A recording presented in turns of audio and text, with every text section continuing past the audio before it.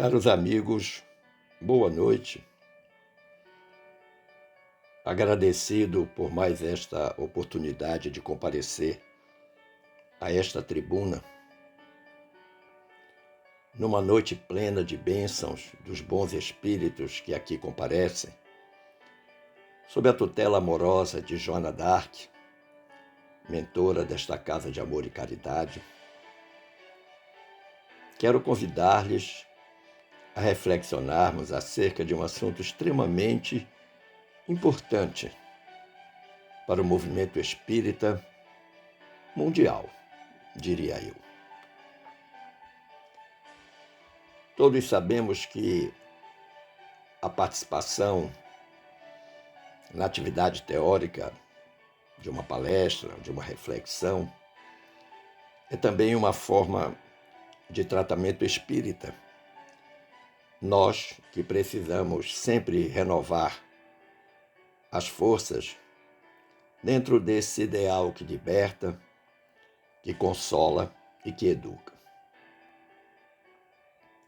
Como eu disse anteriormente, o assunto é extremamente importante. E foi-nos solicitado pela direção da casa conversarmos um pouco sobre essa figura extraordinária que foi Allan Kardec, prestando-lhe desde já o preito de gratidão por tudo quanto realizou este insigne mestre lyonês. Especialmente neste mês de outubro, em que se comemora a data do seu nascimento, no dia 3 próximo passado. O movimento espírita, em diferentes latitudes e mais especialmente no Brasil, tradicionalmente desde o final do século XIX, comemora o nascimento de Hippolyte Léon Denisard Rivail, que nasceu em Lyon, na França, no dia 3 de outubro de 1804. Hippolyte era filho do juiz Jean-Baptiste Antoine Rivail e da senhora Jeanne Louise Duhamel, e foi casado com a senhora Amélie Gabrielle Baudet entre os anos 1832 e 1869. Hippolyte desencarnou em Paris no dia 31 de março de 1869, vítima de um aneurisma fulminante, um aneurisma cerebral fulminante, que não permitiu nenhum socorro médico imediato. Ele inicialmente foi sepultado no cemitério de Montmartre e um ano depois, exatamente 31 de março de 1870, os seus restos mortais foram trasladados para o cemitério Père-Lachaise, em Paris, na França, onde foi construído um dolmen e cuja cerimônia foi elevadamente concorrida pela presença de inúmeros amigos do então Allan Kardec. A título de curiosidade, permitam-me apresentar-lhes algumas das reencarnações de Allan Kardec ou Hippolyte Léon Denisard Rivail. Cerca de 3.300 anos antes de Cristo, ele foi o sacerdote Amenófis da casa do faraó Sete I, no Egito. Em Atenas, entre os anos 427 e 347 a.C., ele foi Platão, filósofo e matemático do período clássico da Grécia Antiga e autor de diversos diálogos filosóficos e fundador da Academia de Atenas, considerada a primeira instituição de educação superior no mundo ocidental.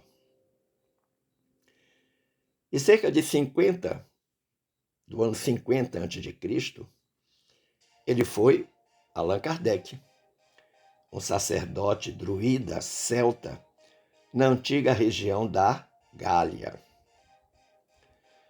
Na época de Jesus, ele foi Quirinius Cornélios, o centurião romano que foi designado para vigiar Jesus, mas que acabou rendendo-se aos seus ensinamentos e tornando-se um grande seguidor. E finalmente foi o grande Jan Hus, sacerdote, mártir e reformador religioso tcheco, que defendia principalmente o fim da elitização dos ensinamentos religiosos propostos pela Igreja. Ele nasceu na cidade de Husinec em 1369 e foi condenado a morrer queimado na fogueira, na cidade de Constança, na Alemanha, no dia 6 de julho de 1415. Mas como é essa transição de Hippolyte Rivaio para Allan Kardec? Relembremos que o Sr. Rivaio era bastante conhecido pela sua postura ética e conservadora. Ele era um grande educador, alguém que escreveu livros, um grande pesquisador, que teve uma formação acurada e apurada em Verdun. Na Suíça, foi aluno de Pestalozzi. Mas ele, ao tomar conhecimento da comunicação dos espíritos, das mesas girantes, e percebendo que estava entrando numa nova seara, diferente da sua seara profissional, ele aceitou a mudança de nome proposta pelo espírito Zéfiro, que revelou a ele que ele, no ano 50 a.C., havia sido um sacerdote druida na antiga Gália celta e que lá o seu nome era Allan Kardec. Então ele preferiu separar o educador Hippolyte Rivaio do espírita Allan Kardec. Uma atitude completamente ética. A partir de então, ele adotou o pseudônimo e num período breve, muito breve, de 15 anos, ele teve um trabalho hercúleo, gigantesco, absolutamente extraordinário. Ele codificou as 5 obras básicas da doutrina dos espíritos, criou e organizou a Sociedade Parisiense de Estudos Espíritas. Na sociedade, ele criou e editou a Revista Espírita, além de responder milhares, dezenas de milhares de cartas, e escrever outros tantos artigos, muitos dos quais foram descobertos após a sua morte e publicados em obras póstumas. Além da caridade material. Kardec não foi apenas um intelectual que se preocupava na disseminação das ideias do Espiritismo, não. Ele trazia o Espiritismo para a sua prática existencial. Ele praticava a caridade material. Há um episódio muito interessante da vida dele, em que um amigo dele estava passando por grande dificuldade financeira e confidenciou essa dificuldade. E alguns dias depois, o amigo, quando abre a porta, há um envelope com um dinheiro, com um numerário dentro do envelope suficiente para que ele pudesse restabelecer a sua normalidade econômica. No envelope simplesmente escrito da parte dos bons espíritos. E não tardou para que ele pudesse descobrir que o benfeitor era o próprio Allan Kardec.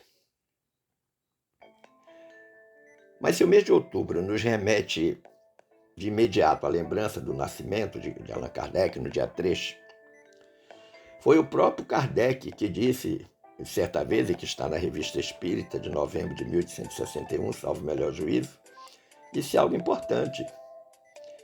Espíritas, guardem essa data singular, pois ela será de grande importância no porvir. Que data singular é essa? Do aniversário dele? Claro que não. A sua modéstia e humildade não permitiam esse tipo de conduta. Kardec estava falando de um fato importantíssimo para o movimento espírita, especialmente naquela época, que foi a data de 9 de outubro de 1861. Porque nessa data, Kardec vivenciou um fato que similarmente havia vivenciado noutra existência. E você vai já entender. No dia 9 de outubro de 1861, que foi que aconteceu? O lamentável Auto de Fé de Barcelona, quando cerca de 300 obras espíritas chegadas à cidade foram queimadas em praça pública, numa cerimônia conduzida pelo próprio bispo da cidade, num dos últimos atos da Inquisição de triste memória. Kardec recebeu a informação do que havia acontecido, mas não lamentou o fato. Muito pelo contrário, ele disse que queimar os livros acenderia ainda mais o interesse de muitos pelo conhecimento da doutrina dos espíritos. No artigo intitulado Auto de Fé das Obras Espíritas em Barcelona, publicado na Revista Espírita de novembro de 1861, portanto um mês após, o Kardec diz assim: espíritas de todos os países, não vos esqueçais desta data de 9 de outubro de 1861. Ela será marcada nos fastos do Espiritismo. Que ela seja para vós um dia de festa e não de luto, porque é a garantia do vosso próximo triunfo. Um fato curioso: o bispo que presidiu a queima das 300 obras, lá em Barcelona, foi Dom Antônio Parlau e Termes, alguém que estava perfeitamente alinhado com os ditames da Inquisição. Depois que ele desencarna, Dom Antônio Parlau, ele vem um dia a uma reunião mediúnica da Sociedade Parisiense de Estudos Espíritas e ali fazem uma confissão de fé, de arrependimento, dizendo que tinha cometido um equívoco muito grande, que verdadeiramente o que fez ou o que fizera havia sido uma heresia. E Kardec, que está presente à reunião em que ele dá o testemunho mediunicamente através de um médium da sociedade, elogia a atitude do bispo, destacando fundamentalmente a sua humildade em reconhecer o equívoco que havia praticado quando estava encarnado. Mas uma outra curiosidade é que depois de muitos anos, esse bispo, Dom Antônio Parlau, vai reencarnar no Brasil como um padre, o padre Sebastião Bernardes Carmelita, que nasceu no dia 20 de dezembro de 1917, 10 anos depois do nascimento de Chico Xavier, na cidade de Uberaba, onde ele ficou conhecido como padre dos pobres e dos doentes. E era um padre que tinha uma grande aproximação com o espiritismo. Ele trocou muitas cartas, muita correspondência com Ivone do Amaral Pereira, manteve contatos com o Chico Xavier. Então é outro fato curioso que está relacionado a toda essa gênese da grande atuação de Allan Kardec. À medida que se estuda Kardec através das muitas biografias editadas, que se estuda através da análise dos seus artigos na Revista Espírita, a gente vai compreendendo então que o codificador lutou muito, sofreu ameaças, achincalhes, traições, ofensas várias, mas nunca se deixou abater. E é exatamente nesse momento é que se identifica em Kardec a solidez das convicções, a pujança da fé e do grande compromisso com a verdade. Todos nós, no movimento espírita, conhecemos uma frase de um grande amigo de Kardec, chamado Camille Flammarion, que foi por ele proferida na inauguração do Dolmen, lá no cemitério Père-Lachaise, em que Flammarion cunhou uma expressão importantíssima relacionada a Allan Kardec. Ele dizia que Kardec foi o bom senso encarnado. Por que Flammarion dizia isso? Porque Kardec tinha uma aguda prudência no exame dos fatos e dos relatos, especialmente das comunicações dos espíritos. Ele recebia tudo com muita naturalidade, mas com muito interesse em buscar sempre a verdade. Nem tampouco ele fazia divulgação imediata daquilo que havia recebido. Agora, se essa era a marca cunhada por um encarnado, o bom senso encarnado lá pelo Flammarion, nem todos sabem que existiu uma marca registrada de Kardec que foi cunhada no mundo dos espíritos, no mundo espiritual. Que marca era essa? Discípulo fiel da verdade. Exatamente isso que você ouviu. Discípulo fiel da verdade. Quem cunhou esta marca no plano espiritual? O espírito Erasto. Erasto, que foi discípulo de Paulo apóstolo, um grande colaborador de Kardec, especialmente no Evangelho segundo o Espiritismo. Mas vamos então aos fatos que explicam essa marca registrada de Erasto.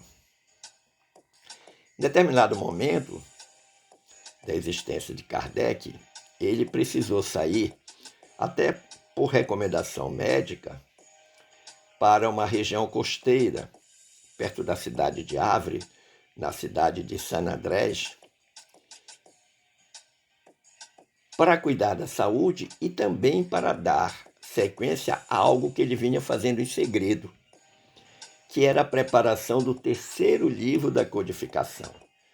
Já havia sido lançado o Livro dos Espíritos e o Livro dos Médiuns, e ele estava elaborando em segredo o terceiro livro da codificação, cujo nome inicial foi Imitação do Evangelho, e que posteriormente foi substituído pelo nome O Evangelho segundo o Espiritismo.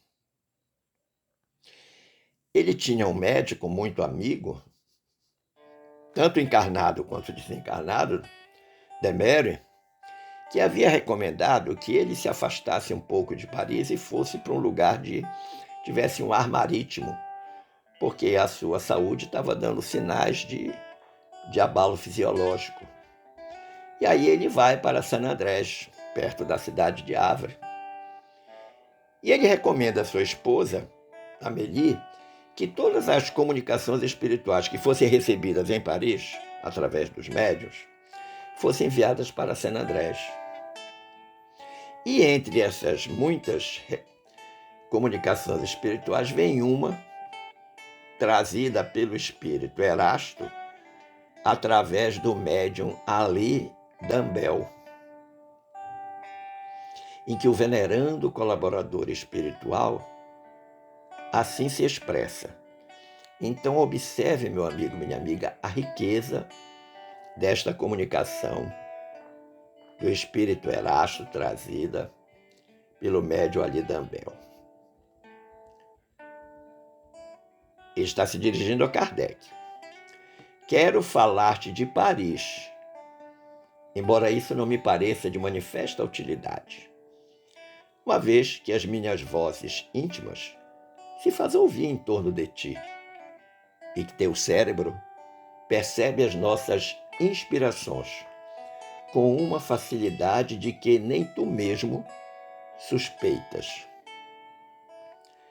Nossa ação, principalmente a do Espírito de verdade, é constante ao teu derredor, e tal que não a podes negar.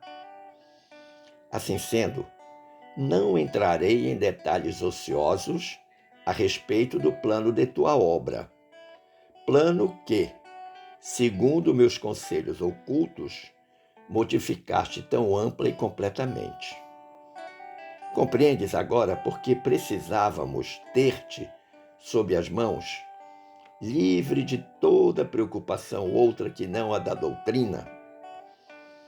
Uma obra como a que elaboramos de comum acordo necessita de recolhimento e de insulamento sagrado.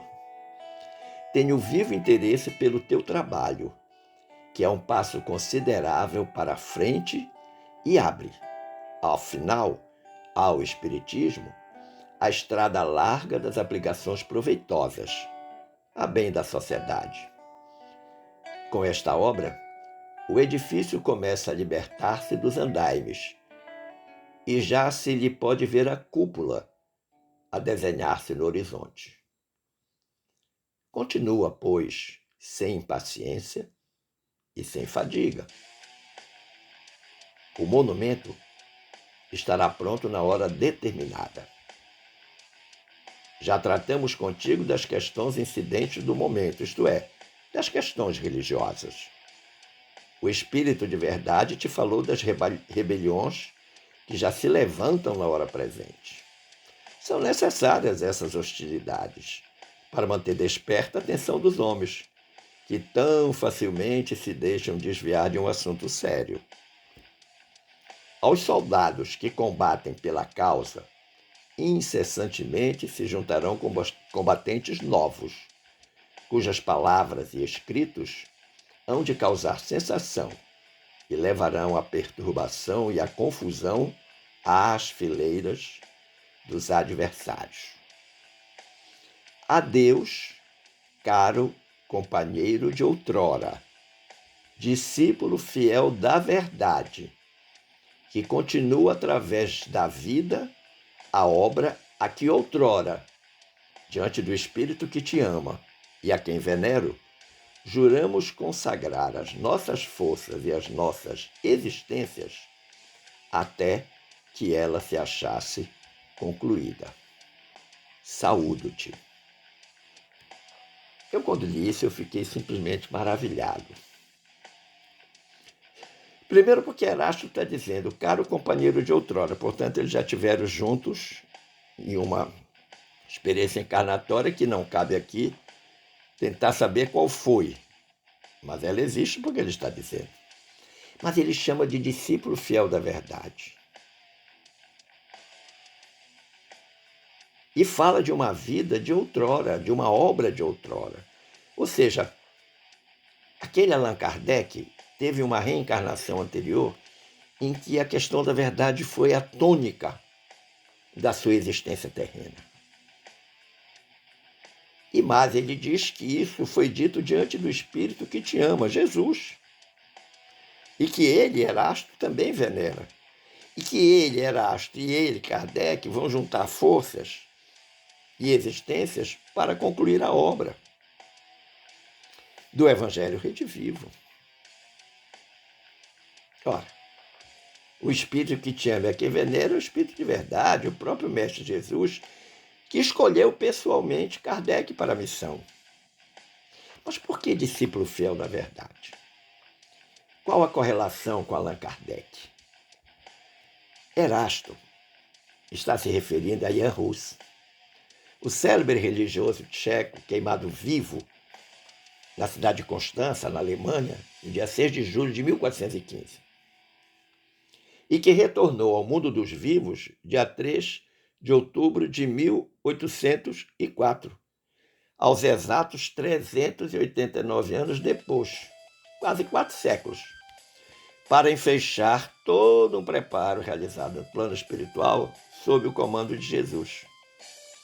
Ele voltava como Allan Kardec, melhor, ele voltava como Hippolyte Léon Denis Rivaio, que alguns anos depois adotaria o pseudônimo Allan Kardec. Mas há um fato curioso por ocasião da morte de Ian Hus na fogueira. Antes de ser atado ao poste, Hus fala: vocês podem queimar o ganso, porque Hus em tcheco significa ganso. Então ele diz: vocês podem queimar o ganso, mas dia virá um cisne que voará tão alto que as labaredas não o alcançarão. Então nós estamos diante de uma fala profética, porque ele está anunciando que 389 anos depois, este cisne que voltaria seria o Kardec, ele mesmo, o espírito, agora no corpo físico de Allan Kardec. E há um outro aspecto muito curioso. Se Hus foi queimado vivo na fogueira, também na época de Kardec a fogueira estava presente, não mais queimando pessoas, mas queimando os livros, no Alto da Fé de Barcelona. O espírito Humberto de Campos, conhecido como repórter do plano espiritual, restaura uma importante assembleia presidida por Jesus, pelo Cristo, e que está descrita num capítulo intitulado Lembrando Allan Kardec, na obra mediúnica Doutrina Escola. E Humberto de Campos vai, então, trazer a fala de Jesus nesta assembleia. Diz o mestre: depois de se dirigir aos numerosos missionários da ciência e da filosofia, destinados à renovação do pensamento do mundo no século XIX, o mestre, Jesus, aproximou-se do abnegado João Hus e falou generosamente: não serás portador de invenções novas. Não te deterás no problema de comodidade material à civilização. Nem receberás a mordomia do dinheiro ou da autoridade temporal. Mas deponho-te nas mãos a tarefa sublime de levantar corações e consciências. Jesus está falando com o espírito Ian Hus, ou João Hus, que vai voltar no corpo físico de Hippolyte Léon Denis Rivaio, posteriormente Allan Kardec.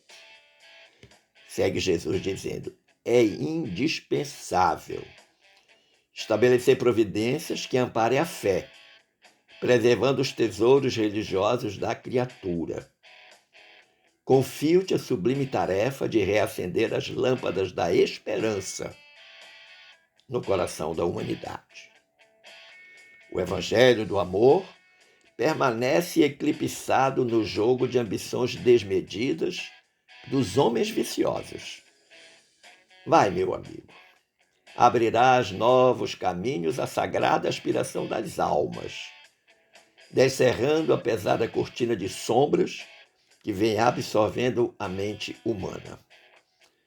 Na restauração da verdade, no entanto, não esperes os louros do mundo, nem a compreensão de teus contemporâneos.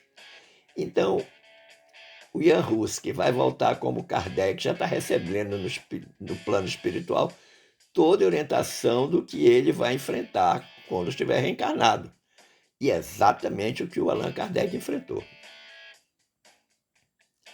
Meus enviados, diz o mestre, não nascem na terra para serem servidos, mas por atender às necessidades das criaturas. Não recebem palmas e homenagens, facilidades e vantagens terrestres. Contudo, minha paz os fortalece e levanta-os cada dia.